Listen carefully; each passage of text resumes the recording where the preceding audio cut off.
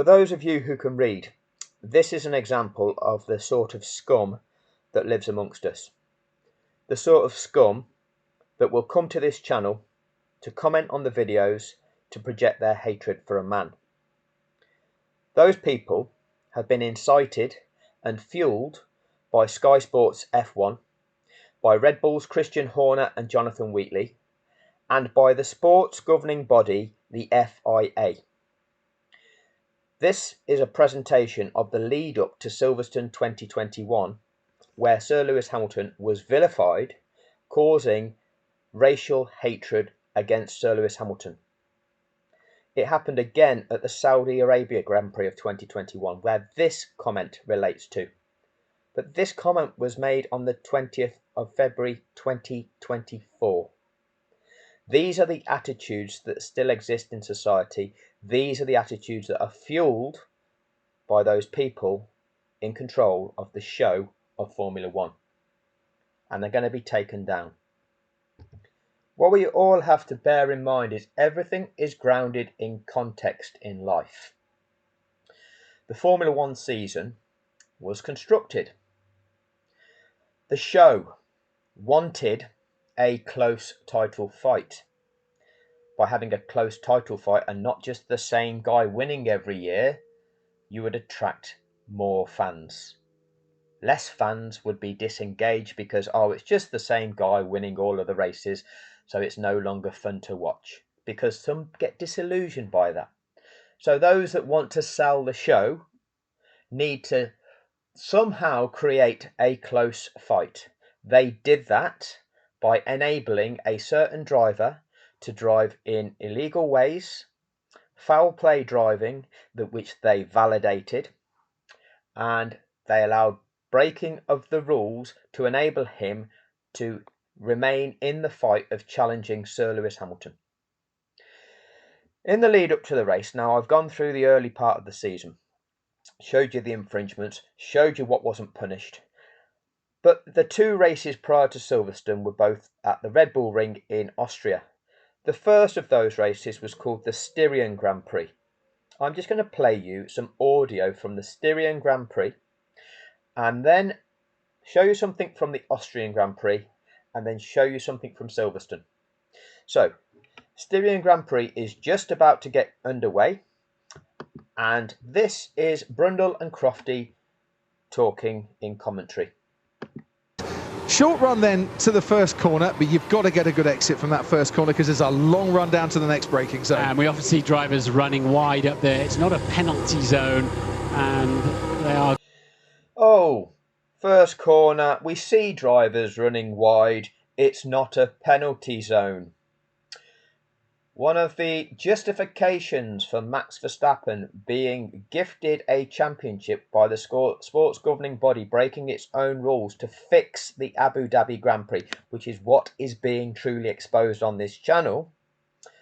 But one of their crazy ideas is, but in Bahrain, Lewis Hamilton was allowed to get away with track limits of infringements, but as soon as Max went off track to perform an overtake, he had to give that place back. So that was fixing the event, wasn't it? No. Learn what the sport is. Understand the sport. Do more than just watch a couple of episodes of Drive to Survive, and you will get a greater understanding. So quite simply there, that is not a penalty zone. They don't monitor every corner, and if you happen to go off track at that corner, you're not going to get penalised for that. This is what the drivers are aware of in the briefings. If you're an intelligent driver and you listen in those briefings, you will understand you're not going to get penalised, and maybe you'll take a few liberties. I'm not saying it's right, I'm just saying that that's what they do. It happens in all sport, but if you can get away with something that's going to give you some slight advantage, people try it. That is what happens. Anyway, continuing from that, are given a bit of slack as it's the start of the race. Lando Norris then starting third, got his first career podium here at the Red Bull Ring last year by finishing third after Lewis Hamilton had a penalty, and he produced that storming. In fact, I don't need you to listen to this until we get round to about turn 8, so I'm going to fast forward this a little bit. Okay, so this is the battle between Lando Norris and Sergio Perez on that first lap. There, Norris trying to put Lewis Hamilton under pressure, but it's Verstappen out in front. And Norris's McLaren, we know, has got great straight line speed around there. That'll come in handy this afternoon. Lando Norris's McLaren has got great straight line speed. We know that will come in handy this afternoon. Okay. When we get to Silverstone, Sir Lewis Hamilton's car is the fastest car in a straight line. Sir Lewis Hamilton's car is the car that set pole position. Remember, Silverstone was the very first sprint event. And then that sprint event determined pole position for the Grand Prix. However, in qualifying, actual qualifying, which is normal qualifying, which then set the grid for the sprint, Sir Lewis Hamilton set the fastest time. He was the fastest car in a straight line through the speed trap. So do you think that would have set Sir Lewis Hamilton up well for that afternoon at Silverstone? In the manner that Martin Brundle has just described, that would have the impact for Lando Norris. To add in a further dynamic, at that first race at Austria, the Styrian Grand Prix, they called that one, on lap 9 of 71, Lando Norris was in third place. The leaders were Verstappen and Hamilton first and second. Hamilton, after 9 laps, was 2.9 seconds behind Verstappen. Norris was in third, 10 seconds back after 9 laps. And this is then what happened with Lando Norris. So Norris in the 1 minute 11s is really holding Perez and potentially Bottas up, I would say, as well, because it's becoming very quickly a 2-horse race out front, isn't it? But Lando playing the long game here. And McLaren said to us this morning, didn't they? They've got to decide, really, are they going to try and run their own race for a peak result for McLaren this afternoon, which is beating Ferrari, basically? Yep. Or are they going to try and beat one of the Red Bulls and one of the Mercedes? It's a conundrum they're working through right now. I would suggest at the moment they're running their own race in their battle against Ferrari in the Constructors' Championship. At that pace. What will be interesting is how Lando Norris now defends against Sergio Perez, who, as you can see, has DRS and is starting to get a bit closer, and he has not defended at all. Lando Norris just left the door open there for Sergio Perez to get past, and Perez said that. So, after 10 laps, Lando Norris decided that the race against Sergio Perez was not his race. Thank you very much indeed. And that looked very much like they were running their own race with McLaren. Norris is going to try and fight him back around turn 4, but Perez is far enough ahead to make that move stick. So Perez goes up into the podium places, and that just looked a little bit easy at turn 3, and Norris not defending too hard because they want to save those tyres, run their own race, and go as long as their strategy says they're going to. Lando looks pretty slow at the moment, and I wonder if he's got a problem as well, because we're a long way behind. We've got DRS, we're in the slipstream. No defence whatsoever, as you said. Okay, nice move. No defence whatsoever from Lando Norris. So that was on lap 10 of 71 in that Styrian Grand Prix. The week later at the Austrian Grand Prix, we're 20 laps in, and Lando is deciding that Lewis Hamilton is his race. Because it takes till this long, and by this stage of 20 laps behind Norris, the gap between Verstappen and Hamilton, you can see, is 9 seconds. So with Lando Norris deciding that Hamilton is his race for 20 laps, it causes Hamilton to be 9 seconds behind the lead. But let's have a listen. 5-second penalty for Lando Norris for forcing another driver off the track.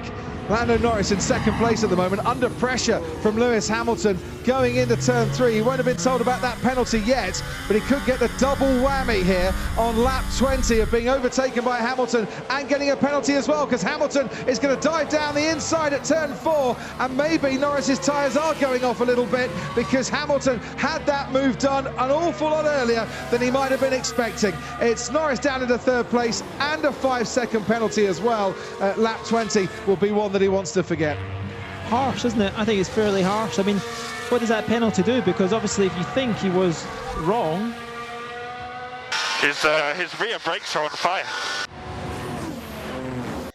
Lewis Hamilton's rear brakes are on fire. I wonder how he saw that. I wonder if you could see actually the flames. I mean, that's not going to help Lewis Hamilton, but you know, if you look at if they thought that was wrong, Perez lost out a lot more than 5 seconds. Yeah. So in the balance of penalties, was that right or wrong? And obviously F1 have heard that and they're having a look at the back of that Mercedes. It could be the other side that we can't see, which would be the left rear as opposed to the right that you can see on screen. Well, now he's in a bit of freedom, as it were, cooler air. Such a great driver, Lando. Respect for Lando Norris from Lewis Hamilton. I like to hear that, to be honest. Is that because he didn't challenge him? He's saying he's such a good driver? Or because he kept him at bay for 20 laps? I don't know, to be honest. But De Resta, projecting that Lando wasn't presenting a challenge. But Lando presented a challenge for 20 laps, whereas the week before decided that Perez was not his race and opened the door for him. These are the sorts of dynamics that are in play. At Silverstone, they projected the dynamic that if Lewis Hamilton wasn't able to overtake Max Verstappen on the first lap, then that would be his afternoon over. That would ruin his strategy. That would ruin his chances of winning the Grand Prix. Utterly ridiculous. As I've demonstrated throughout all of the races leading up until this point, there were overtakes made. There were different strategy calls. You didn't have to overtake your opponent and get the lead on lap 1 in order to win the race. The fact that Max Verstappen had won the 2 Austrian races wasn't down to the fact that Mercedes couldn't challenge. There were other factors going on. Silverstone was a different setup, maybe more suited to the car of the Mercedes. Maybe Mercedes had brought some upgrades. Maybe they were more focused on winning the British Grand Prix. Having to overtake Max Verstappen on that first lap was not a necessity, but that is how they projected it to make it out as if Lewis Hamilton was somehow desperate. When we talk about opening the door to allow somebody through, we're now going to look at closing the door. On that last lap of the Austrian Grand Prix, the race directly before Silverstone, there was a coming together of 2 cars. Sebastian Vettel in his Aston Martin and Kimi Raikkonen in the Alfa Romeo were involved. This is Sebastian Vettel coming up to turn 4, played at a quarter speed. So let's have a look.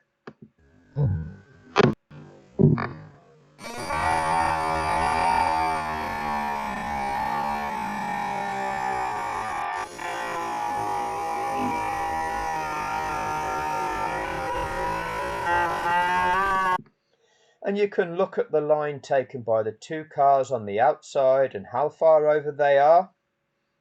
And we can look at what Alex Albon did to Sir Lewis Hamilton the year before at the 2020 running of this event and who got penalised. Already done a video on that one. So, pay attention to Sebastian Vettel's steering wheel, what his hands are doing, how he is directing his car. Look at where his car is heading.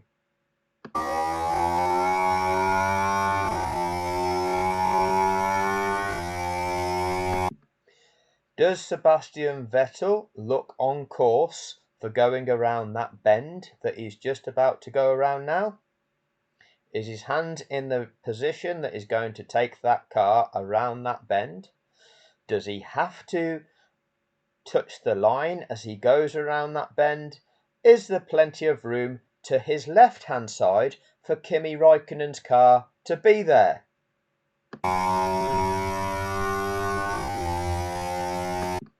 Look at his hands, look at where his car is everything okay? Has he squeezed anybody? Is he doing anything wrong?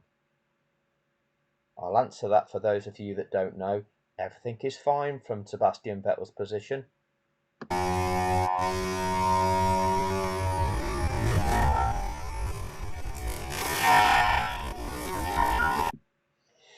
So, I'm just going to show you what happens to Sebastian Vettel's hands at the point of impact.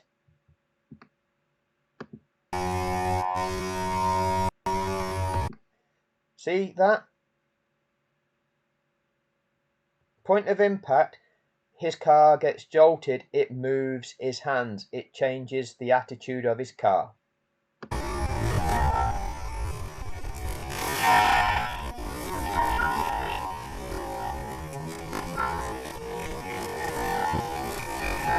And look at all the gravel flying up and smacking him in the helmet.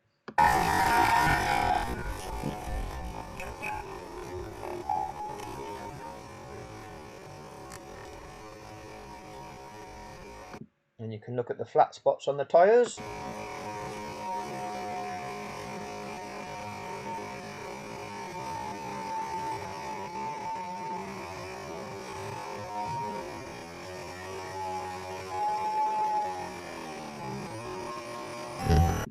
Okay, same incident, this time from Raikkonen's perspective.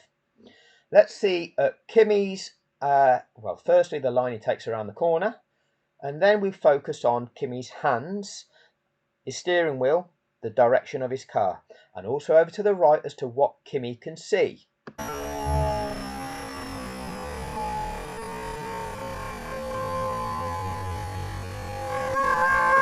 We can focus on the engine note as to where they're decelerating and slowing down for the corner as well, and then when they accelerate.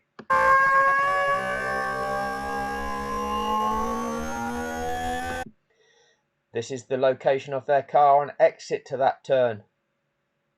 They're almost halfway across that line onto the curbing. Again, check what Alex Albon's line was in 2020.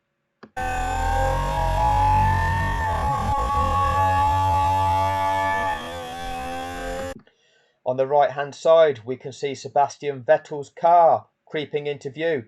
His front tyre is now slightly ahead of Kimi's front tyre, and there is plenty of space between the cars.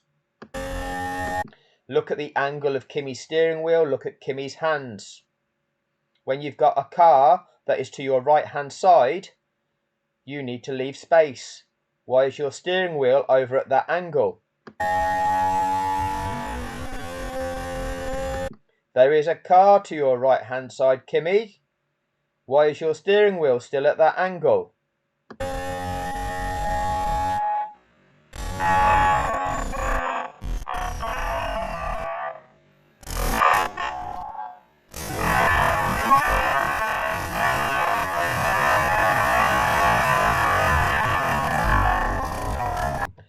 The steward's decision.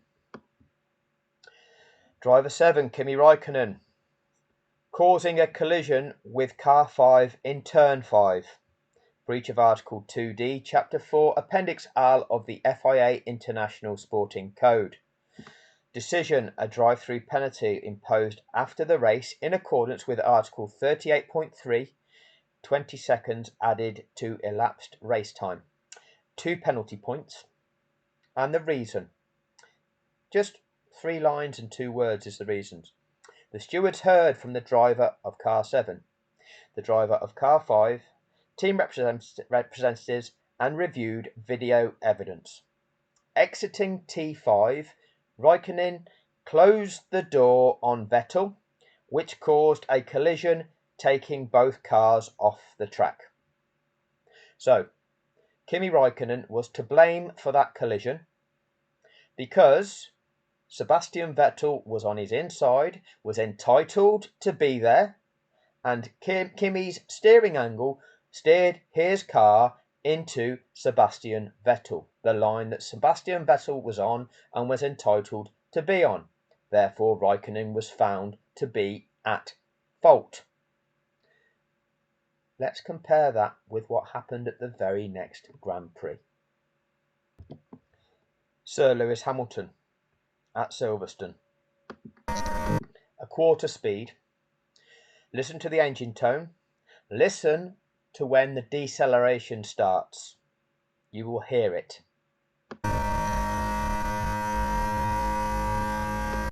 There's the 150 board.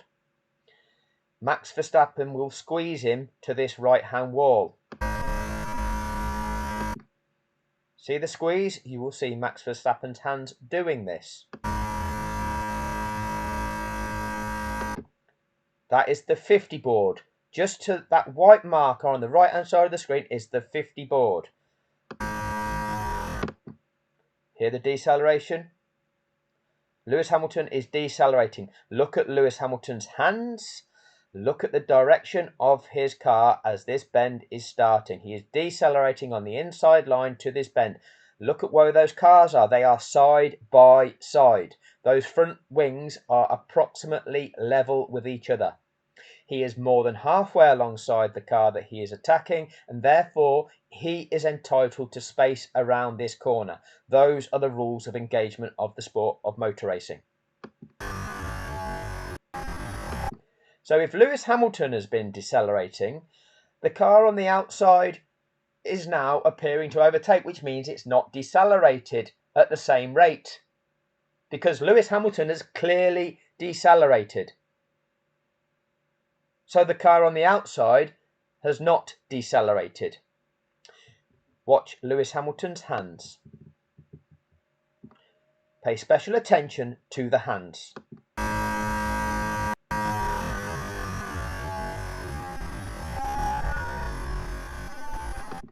We'll watch that again.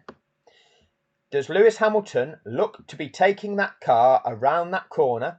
Is he putting in the steering inputs to take that car around that corner? What changes that steering input? Look at that front tyre impact and how that impacts the steering wheel input.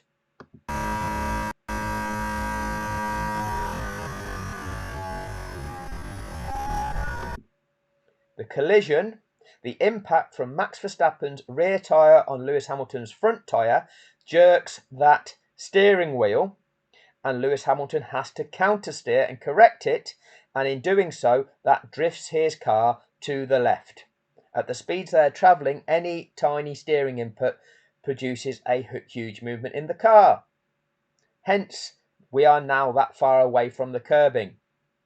When we rewind this back, the apex to this corner, the bit that they will be looking to clip on their way around this corner, will be approximately where I'm waving my cursor. There are 3 orange markers on the inside of that curb. If we will say approximately, the part that they will be looking to clip will be around about the middle orange marker, and the collision's already happened. Let's go back. That is about the frame before collision.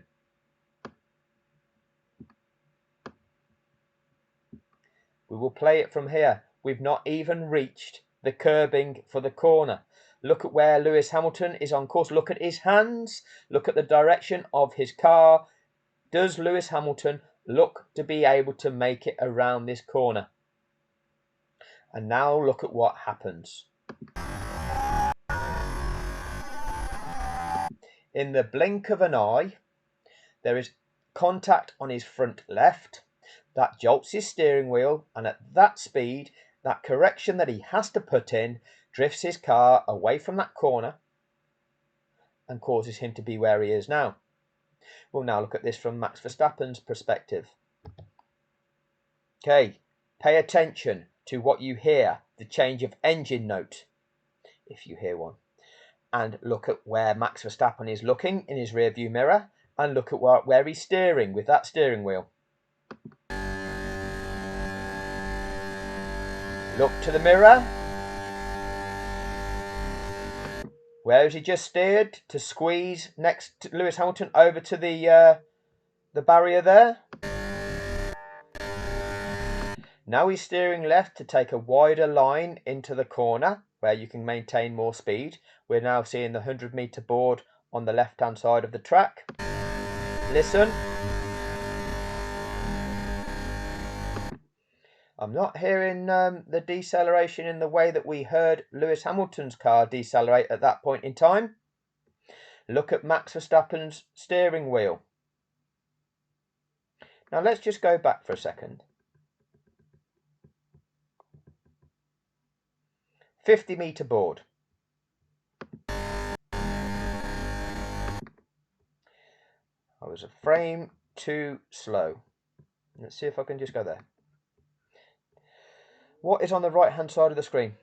I've had to screen record this, so hence we've got the each of these drivers listed.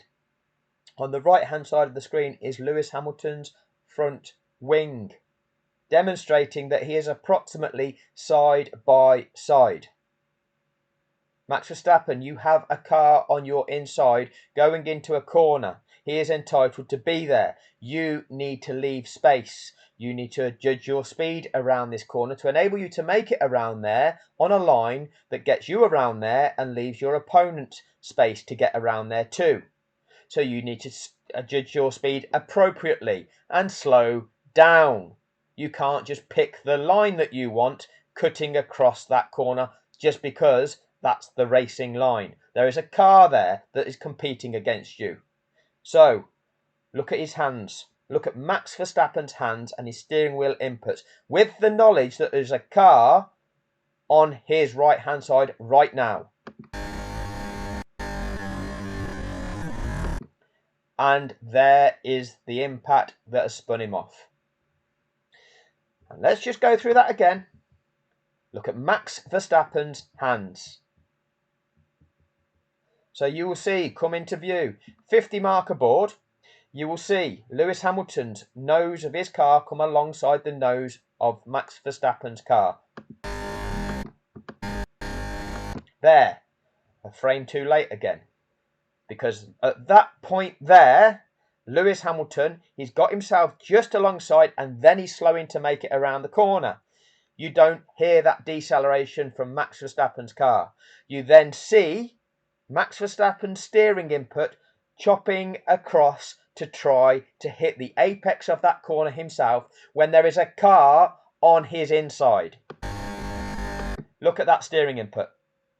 That is chopping across the line of a car that was already on his inside. And that's how it ends. Let's hear what the FIA stewards had to say. And bear in mind, the previous Grand Prix, they determined that Kimi Raikkonen closed the door on Vettel and that caused a collision. At Silverstone, they determined that Lewis Hamilton caused a collision. They gave him a 10-second time penalty and 2 penalty points. The reason: the stewards reviewed video and telemetry evidence. Cars 33 and 44 entered turn 9 with car 33 in the lead. I have just demonstrated that they were virtually side by side. Lewis Hamilton was more than halfway alongside. That is clear from the video evidence that we can see. That is clear from the audio as to who was who was not decelerating and who was decelerating. We don't have telemetry, but we've got ears and we've got eyes. We can see what we can see. We can hear what we can hear. We know who was decelerating. We know that the cars were almost alongside each other. That entitles Sir Lewis Hamilton to space around that corner. But the FIA give us this explanation for them penalising Sir Lewis Hamilton, vilifying him wrongfully. With car 33 in the lead and car 44 slightly behind and on the inside, they were side by side at the braking zone of that corner. And you only have to be halfway alongside to be entitled to space. And Lewis Hamilton was more than halfway alongside. Car 44 was on a line that did not reach the apex of the corner. Was Sebastian Vettel on a line that was going to reach an apex of any corner? Was that in any way relevant in Austria? Was Lewis Hamilton on a line that would have made him around that corner? Yes, he was. I would suggest he is the one man most qualified in this entire world to determine whether he was. That being that he is an 8-time world champion, having won 104 Grand Prix, that would qualify him as the best person to know whether he was on a line able to do that or not. He was the man driving that car on that day, knowing what that car felt like, knowing the weight of that car with the fuel load it had and the grip levels it had, and he was the man that had determined whether he was going to make it around that corner or not. I think he's the man that is qualified to tell you whether he was able to make it around there. Well, he did make it around there, didn't he? The evidence is Lewis didn't go off track. So car 44 was on a line that did not reach the apex of the corner. The impact was before the curbing to that corner. The impact jolted his steering wheel, which he had to countersteer, he had to correct. And that movement of those front tyres, those front wheels, that steering wheel, drifted his car leftwards, drifting it away from that apex, which was on the right-hand side. But their reasoning is he was on a line which wasn't going to make an apex, and it's not compulsory you have to make an apex of a corner. But this is the reason that they project him to be at fault. With room available to the inside. So they're saying that Lewis Hamilton had room available, but they're not focusing on the room available to Max Verstappen's left-hand side, are they? How much room available to the left of Lewis Hamilton's car was there for Max Verstappen to be in? There would be at least 3 car widths. Max Verstappen, with the knowledge that there was a car on his inside, chose not to use all of the track available to him where he was and to his left. He wanted Lewis Hamilton's track, the track that Lewis Hamilton was on and entitled to be on. But the stewards say with room available to Hamilton's inside, when car 33 turned into the corner, car 44 did not avoid the contact, and the left front of car 44 contacted the right rear of car 33. Now, is it the right front of Lewis's that's making contact, or is it the left rear of Verstappen's that causes that collision? Which car cuts across the other one and their back tyre hits the front car of the other one? Car 44 is judged predominantly at fault. When car 33 turned into the corner, car 44 did not avoid the contact. How is he going to avoid the contact? Emergency stop? Emergency stop in a motor race? Drive himself further to the right? Take an avoiding line that you're expecting him to take all the time because you've got an aggressive driver that won't yield, and the only thing that you're leaves you to do is to avoid it, to jump out of the way of it. That's not in the rules of the sport. But the governing body, those people tasked with enforcing those rules, do this. Lewis Hamilton did not avoid the collision.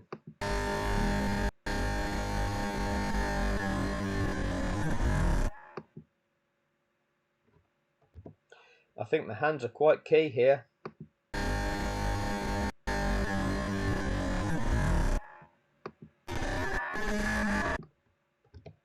They expect Lewis Hamilton to avoid this. Look at where he gets to.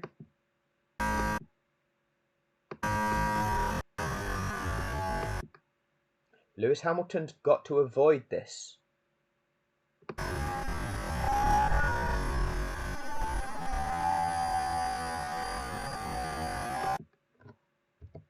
Pretty much side by side.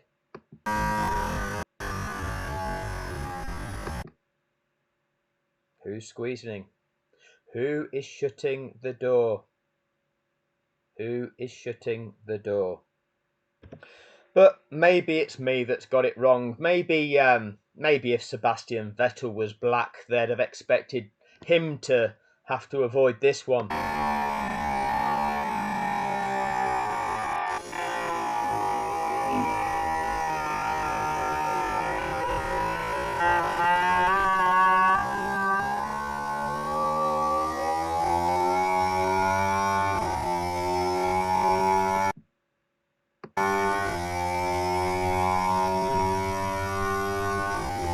Look at his hands on the wheel.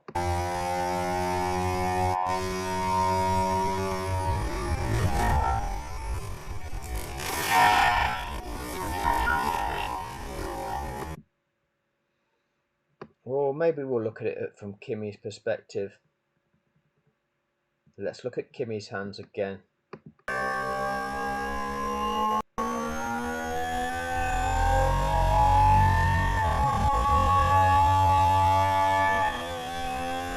There's a car there, Kimi. Watch where you're steering. We've warned you. Something's going to happen.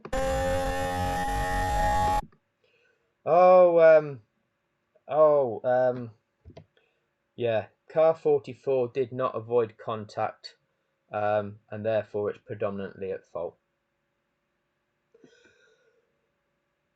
I'm going to take you through what Sky Sports said at Silverstone.